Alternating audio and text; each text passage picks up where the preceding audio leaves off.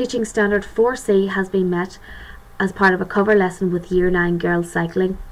As I was attending an athletics event, I wanted to consolidate students' learning and understanding of the cycling that we had been doing and future lessons that we will cover throughout this term.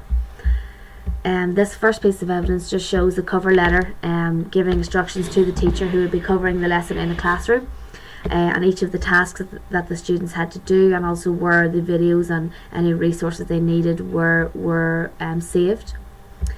These first two pieces of evidence show the questionnaire that I developed, just testing students' knowledge on what they do when they get their helmet, what they do when they get to the bike shed, what they do when they get their bike, and then labelling parts of the bike.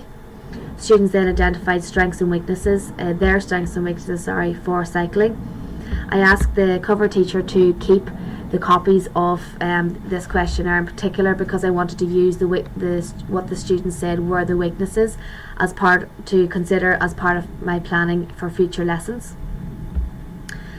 I also then, students watched a video, a 5-minute video on the Tour de France to give them a little bit of context of cycling at its highest level and a bit of history and facts about the Tour de France. This is also, as students, the ultimate aim really for their cycling being part of the curriculum is to give students the knowledge, confidence and skills to be able to cycle independently outside of school. So I developed this cycling proficiency questionnaire, which students answered true or false to. It covered things like cycling on the road, what side of the road do you cycle on, the law and rules for cycling on a footpath, and things like that. It is important for students to know once they are cycling outside of school. The impact of this then, and consolidating students' understanding, is then students are more efficient when it comes to our actual lesson time. So the following lesson then, students were very clear exactly what they had to do.